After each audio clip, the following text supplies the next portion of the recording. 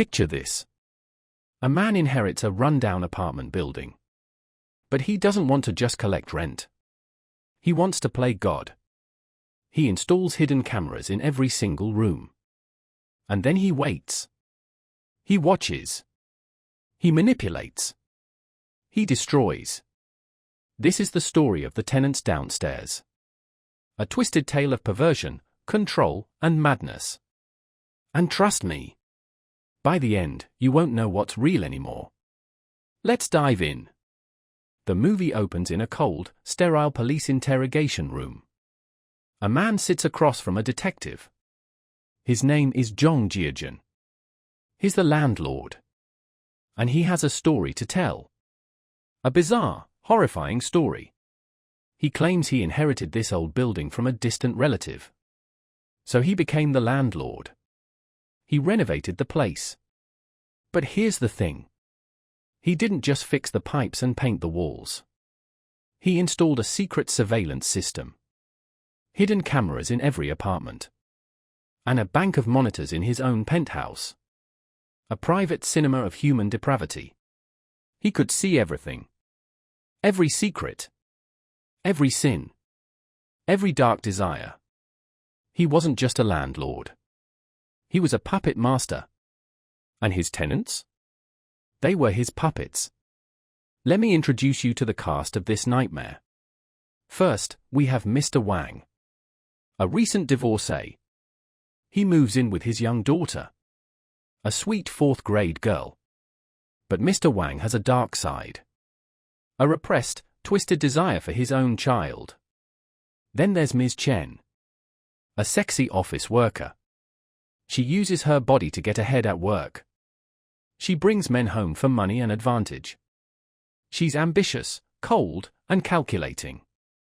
Next is Mr. Chang. A physical education teacher. Divorced, lonely, and perverted. He loves to peek at his neighbors. He's a voyeur, just like the landlord. But he doesn't know he's being watched too. Then we have Bo Yang. A geeky college student. He's obsessed with superpowers. He thinks he can develop teleportation abilities. He's weird, awkward, and completely clueless. And finally, there's a gay couple. Kui Li and Ling Hu. They seem loving and stable. But the landlord sees cracks in their relationship. He plans to exploit them. These are the tenants. 8 lost souls. But the landlord has a special interest in one of them. A mysterious woman named Yingru. She lives in the apartment directly below his. She's quiet, beautiful, and utterly terrifying. She keeps to herself. But the landlord is fascinated by her. He watches her constantly. And what he sees changes everything. One day, the landlord witnesses something horrific. Yingru brings a man back to her room. But she doesn't have sex with him. She tortures him. She ties him up in the bathtub. She slowly, methodically, kills him. The landlord watches in shock. He picks up the phone to call the police. But he stops. He hangs up. He's not horrified. He's intrigued. He's aroused by the darkness. He realizes that Yingru is just like him. Maybe even worse. She's a monster. And he wants to learn from her. So he doesn't report the murder. Instead, he helps her. He watches as she dismembers the body. She cooks the flesh. And then, the landlord does something unthinkable. He serves the meat to the other tenants. They eat it without knowing. They compliment the flavor. It's a feast of human flesh. And the landlord smiles. He's crossed a line. There's no going back now. But the landlord isn't satisfied with just watching. He wants to play. He wants to control. He wants to destroy his tenants from the inside out. So he starts a twisted game. He buys a stash of drugs and aphrodisiacs. He soaks mosquito coils in a pig aphrodisiac. Then he secretly places them in Mr. Wang's room. The single father starts having lustful thoughts about his own daughter. It's disgusting and heartbreaking. The landlord watches it all unfold on his monitors. He's thrilled. Next, he targets Bo Yang, the geeky student. He slips drugs into the kid's soda. Bo Yang passes out. The landlord moves his unconscious body around the building. When Bo Yang wakes up, he's in a different room. He has no idea how he got there. The landlord convinces him he has teleportation powers. Bo Yang believes it. He's overjoyed. He thinks he's finally a superhero. But he's just a pawn in a sick game. The landlord also sabotages the gay couple. He moves things around in their apartment. He leaves clues of infidelity. He makes Kui Li think Ling Hu is cheating. He makes Ling Hu suspicious of Kui Li. The trust between them crumbles. It's beautiful, the landlord thinks. Watching love turn to hate. But the landlord's most twisted scheme involves Mr. Chang and Ms. Chen. He plants a key to Ms. Chen's room where Mr. Chang can find it. The perverted gym teacher can't resist. He sneaks into her apartment. He hides in her closet. He watches her. He waits. And when her latest client leaves, he emerges. He forces himself on her. She doesn't fight. She's used to using her body. But this time, she's not in control. The landlord watches it all. He's the director of this sordid play. He loves every second of it. But things start to spiral out of control. The tenants become paranoid. They suspect each other. They fight. They betray.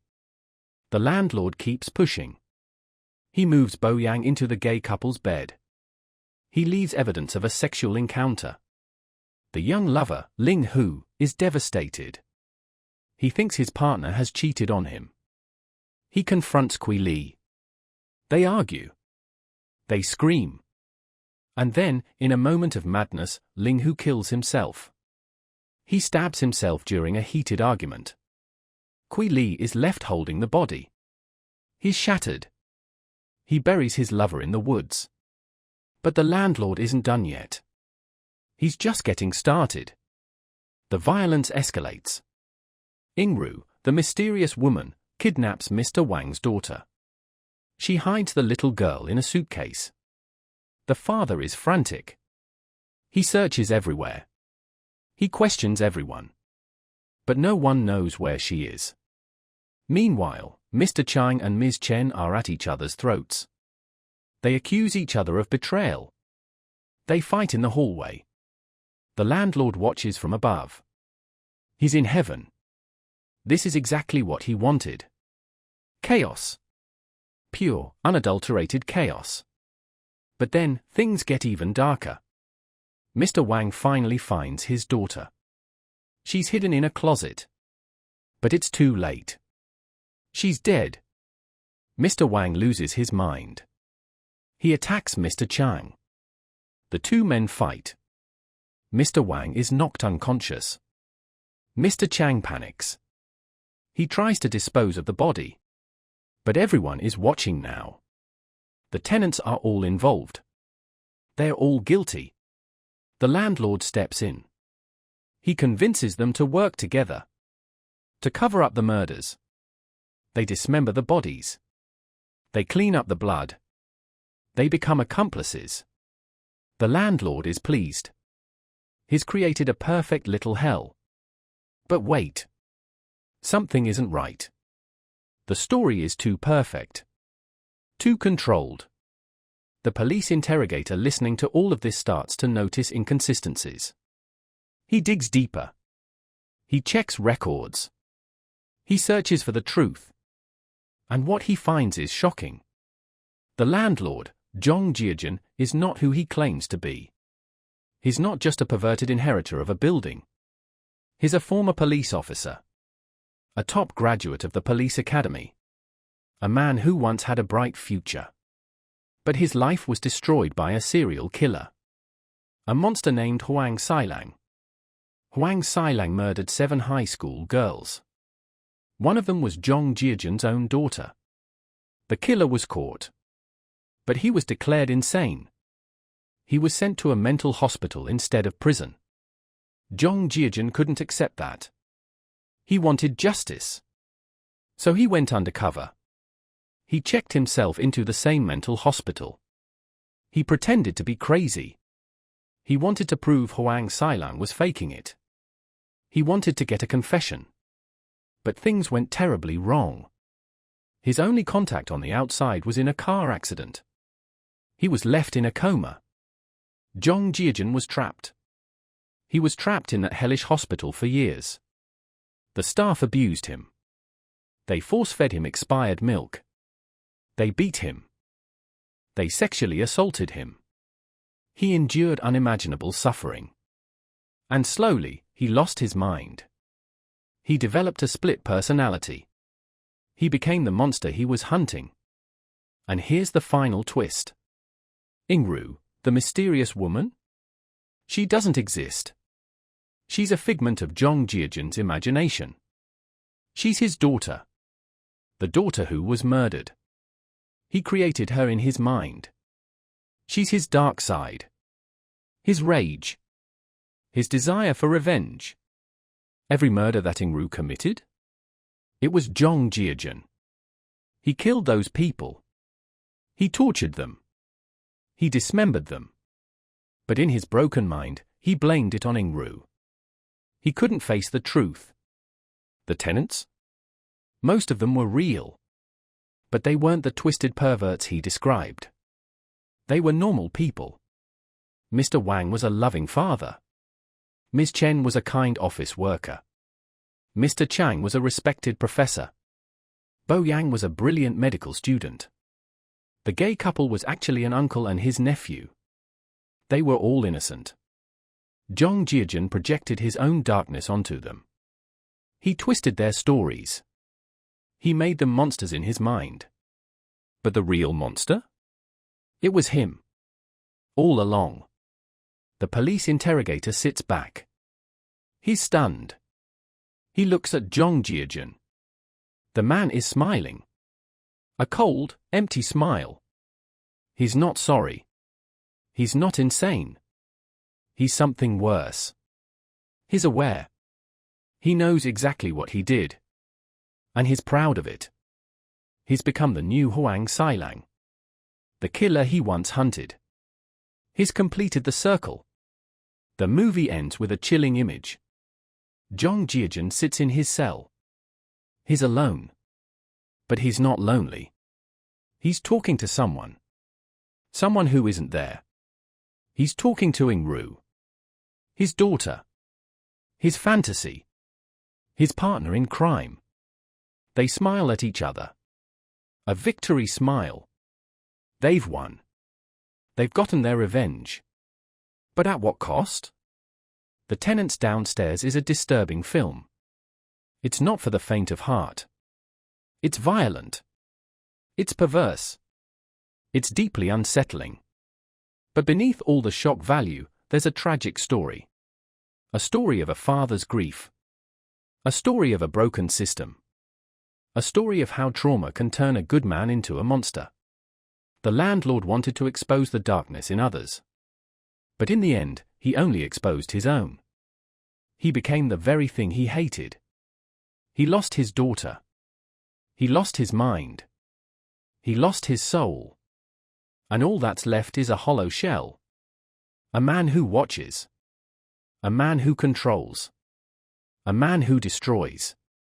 A man who has nothing left to lose. So the next time you walk into a new apartment, look around.